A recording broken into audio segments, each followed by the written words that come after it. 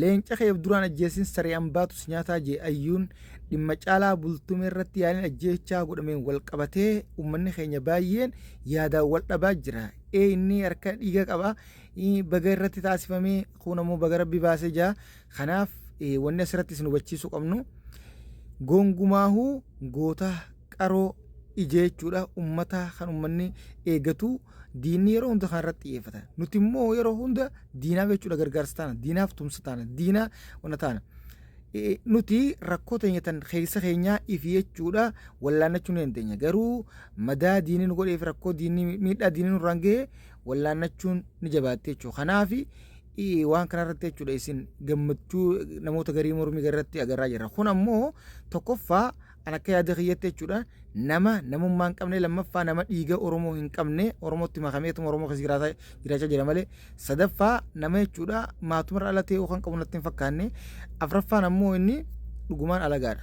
Nu dhiyaatee nu fakkaatee Oromoo fakkaatee jiraata malee, sadaffarratti daldaltoonni naasota kana waan qabdu naggaadeen garteemi isiin qaama hunda fakkaachaa, asiis fakkaachaa, siyaasas fakkaachaa, hawaasas fakkaataa. Namni fedhe jechuudha fedhuni du'a fedhuna ta'a isaan as keessa naggata qofa dantaa isaanii jireenya isaanii naggadaan jiraata waan ta'eef kanaaf naggadaan jireenya isaanii gaggeeffatan kun kana jechuudha. Kanaaf gongumaa jechuudha caalaa bultume uummata Oromootiif hawaasa uummata bal'aatiif ija qaroodha. Mootummaa biyya bulchaa jiru waliin nuti dhaabnuu fi nama kana jechuudha yoo dhugatti jechuudha ergama keessan jechuudha gochii edarra dalagame kun irra dalagame malee yoo diinni irra dalagu ta'es biyya teenya keessa beekaa gaa wanni jechuudha sabaa sablammiin hedduu wal keessa makamtee jirtuuf diinni akkasuma baay'ata. Namni jechuudha firaa fi diina addaan hin beektu wal keessa makamuun suni akka malee nu miite. Ammaas mootummaan eegumsa godhu qabaa fi akka gaariitti jechuudha nama jechuudha gahee olaanaa keessattuu paartii bulchaa jirtuuf taphatee jiru hawaasa Oromoo biraa gahee shoora olaanaa taphatee jira. Nama maasis maatii tokko hin qabne kophaa isaa jechuudha akka jechuudha har'a dura interfiin irratti haasawee jirutti.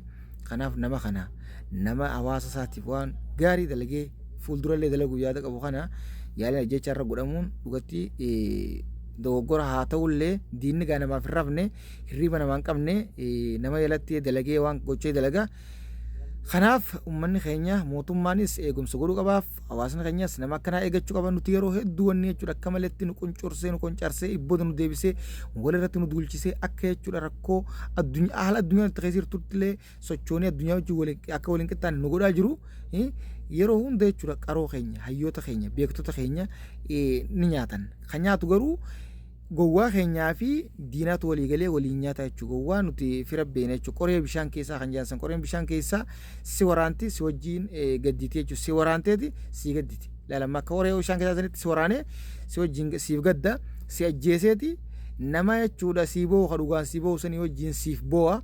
Diina si nyaachiseeti diina si ajjeesiseeti deebii akka nama diinaa hojii loluu deemutti diinaan jechuudha si wajjiin diinaa loluu deemutti durarra fiigaa jechuudha siyaasa isaatiif. Kun ammoo nama badaan kana jechuudha ofirraa beekuunis akka malee jabaata. Kanaaf dhugatti jechuudha gochi irratti dalagame sun gochi nullee wanna ta'u nullee suukanneessu nullee aarsu nullee dallansiisu. Kanaaf mootummaan eegumsa godhu qabaaf uummanni Oromootis eeggachuudha qaba. Kana akkasitti hubachaa ilaalamma Soomaalii tanaaf keenya fudhadha. Soomaaliin tuni ifi keessoo isaaniitti namni akka taarargeetiif Soomaalii rabbi nurraa qabu jettan yoo jechuudha keessoo isaanii hubattan gosaan akka wal nyaatan waa hunda walii godhan alaabaa gosa jechuudha lama maatii lamalleen gosa if yaamteetuma if moggaaftee alaabaa baafatteetuma mormiti. Walaakin ammoo gizee waa waliin saamachuu yaanii fi lafa waliin saamachuu yaanii fi gizee alagaan itti dhufte tokko walii ta'an asumatti lola isaanii sana asumatti alaajambii godhanii lafa kaataniiti gartee miti diina isaaniitti waliin tumsanii jechuudha. Akkasitti kana fudhachuudha qabna. Sirriitti siyaasa kana barachuunis gaarii. Yeroo ifi wal ciniinnu gartee harree wal dhiittu ilkee warraa qibsa tokko jaansanii nuti uumaa waliin goonu tateenyaa achuma dhiibnee alagaaf irraa wanna goonee sanboota keessoo teenyatti ufeen wal dhabnetti fufnus walitti deebinee waliin wanna taanus itti waliin jiraachuu hin teenye. Akkasitti sirriitti kana hubannee nuti siyaasaa namootaatis addunyaatis baruu qabna. Yeroo matakkallee jechuudha ayyuma keenyaaf dura nyaannee gaddaan imimmaanumaan wanna gartee miti warri silaa siyaasaan naggadatu kuni si wajjin boo akkuma akkasiisanii akkuma warra qoree bishaan keessaasanii isaan nagada jiran si boochisuu tana takka geenye jechuudha. Boo kana keessa isaan faayidaa fi jireenya isaanii jira beeka. Akkasitti sirriitti hubadhaadha. Ammoo gongumaa qaamni alagaan dhuftee jechuudha diina yaani nama keenya jechuudha. Jabaa keenya iyyuu keenya irratti jechuudha agaammii gaggeessitu agaammii raawwattu gongumaa nuti jechuudha as keessa warra dura dhaabbatee kan harka dhiigaatti jee dura dhaabbatu if keessaa baafna firraa eeguu qabna jechuudha. Akkasii gara oduu biratti waan isin dabarsu Naqamte keessatti balaa lolaatiin namoonni 5 jechuudha ajjeefamuun himamee jira. Kanaas jechuudha warra du'eegaa yoo musliimota irra biraa mataa godhuuf yookaanis boqodha jennaaniini ammoo uummanni keenyaas jechuudha mootummaanis sirriitti jechuudha eegumsaas godhuu qabaa fi balaa lolaa zamana akkuma beekamu addunyaa guutuu wal ga'aa jira. Kanaaniin bira dabraa kanatti aansuudhaan karaa oduulee biratti wal sinda karaa oduulee biyyalatti wal sinda barsinu Keenetti guyyaa irraan tanaa balaa konkolaataa mudatee lubbuun namoota 25 dabarte kun oduu gaddisiisaadha. Akkasuma dhiyeenya kana keessattuu bara kana keessa balaa konkolaataatiin akka malee Keenetti jechuun namoonni hedduun dhumaa jira jechuudhaan rootarsii yookaan jechuun miidiyaaleen addunyaa gurguddaan gabaasaa jira. Kun ammoo poolisoota yookaan tiraafikotaaf akka malee jechuudha dadhabina isaanii agarsiisaa jechuudhaanis dubbachaa jiranii. Kanatti aansuudhaan gara oduulee biyyoota jiddugalatti yoo isin dabarsinu dhimma jechuudha Gaazaa Israa'el Gaazaa ni dhuunfannaa jechuudhaan dhiyeenya kana taankilee gara jechuudha Gaazaa achi guuraa turte maayis labsii paarlaamaan isaanii raggaasise kaabinoonni isaanii kana jechuudha hojiirra oolchuudhaaf hojiitti hodhaaf achi oofaa turanii. Kana immoo biyyoonni hedduun warra lixaa jechuudha warri lixaa kun dhugatti namummaa ni qabanii biyyoota akka biyyoota arabaa kanatti riphisuu miti kanneen akka jechuudha Neezerlaandii, Awustiraaliyaa, Xaaliyaan, Jarman, UK dabalatee biyyoonni kun hundi jechuudha yaada kana mormaa jiran kufaa taasisanii jiran. Faransaayii kana dura dhaabbatanii mormaa jiranii.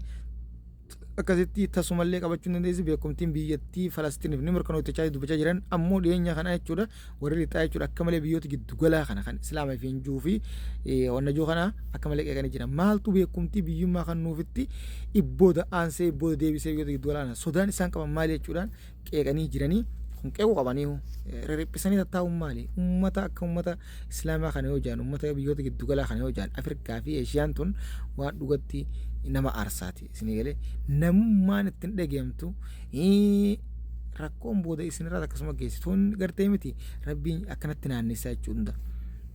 Kanaaf namummaadhaaf dhaabbachuu qaban silaa akkasitti biyyoonni giddugalaa hariphisuu biyyoonni warra lixaa kan jechuudha namummaa beekanii namummaadhaan dhaabbachaa jiran. Akkasuma ispiin guyyaa irraan tanaa hiriira hawaasni gara hundaan ammaas itti fufee jira hawaasa gaggeessaa jiran waraanni gaazarraa haa dhaabbatu uummanni gaazaa jechuudha nyaata isaa harkatu akkasuma biyyi isaanii bilisa haa baatu jechuudhaan mormii dhageessisaa jiranii. Kanatti aansuudhaan mootummaan Turkiitii fi pirezidaantii jechuudha Falastiin Mahamad Abbaas wal bilbilaan waliin mari'ataniiti jiran. Akkasuma ministeerri dhimma alaa jechuudha Masriitii fi ministeerri dhimma alaa Turkiitis walitti silkiidhaan bilbilaan waliin mari'ataniiti jiran. Dhimmi isaa irratti waliin marii taasisan kunis dhimma Gaazaa jechuudhaanis heeraniiti jiran himanii jiran. Kan ammoo erga kaabinoonni Israa'el jechuudha Gaazaan dhuunfannaa raggaasiftee booda ammoo Tiraambii yaada jechuudha biyyoonni lixaatis ta'ee addunyaan guutuun Falastiiniif beekumti biyyummaan kan jettu kamuu inni kan nuufis fedha akka hin qabne dubbatee jira.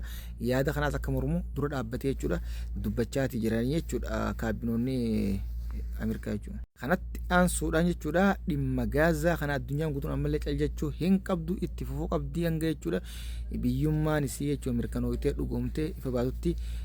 Kanatti aansuudhaan Iiraan ammas humna isii jabeeffachaa jiraachuutu himamaa jira.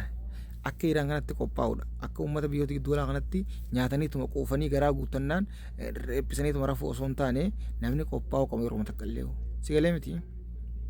Kanatti nu ajajjinutti illeen wanni teenya jechuudha shari'aan teenya hundinuu kana namni hundi hubachuudha qaba. Silaa jabaachuu waan nurraa eegama inshaallah ni jabaanna nu jabeessu. Kanatti aansuudhaan Raashiyaa fi Ameerikaan mootummaan Raashiyaa Puutinii fi Ameerikaan bilbilaan wajjaasuun akkasuma jimmata kanarratti jechuudha akka wal arguudhaan ballama qabataniiti jiran dhimma jechuudha lola Yukureenii fi Raashiyaa gidduutti waggaa 3 ol deemaa jiru kanarratti jechuudha kan taasifamu ta'uudha seeraniiti jiranii. Kuncuunfaa oduu guyyaa irraan tanaati. Oduu irraa qaban kana fakkaata kan biraatiin angol deemte sheer godhaan facaasaa akkasiniif dhiyeessu oduu ammeeti dhiyeenya kana gara rakkootti kinikaatu na qabate oduu guyyaa jechuudha Junaayii meeqaa jechuudha Agosti meeqaa jechuudha waraabeen osoo gadi lakkifameen hangammaan tana aftee rarraatee kan akkasiin daawwadhaan isiniin jaamammoo inshaallah sirreessa hanga tokko hanga kaanis jechuudha guyyaa biiziin ta'ee ture. Galatoomaan isiniin jaa sheer godhaan facaasaa assalaamu alaikum ammoo sabskiraayib godhaan nutti dabalama maatii keenya ta'a nu jajjabeessaa. Galatoma oduu dhugaa qofaa nu biraa harkattan nuti soomni nu bira jiru paartii tokko hundee garuu hawaasa garuu oduu addunyaatii fi tan biyya keessatti dhagoo qabdanii isin biraan geenya.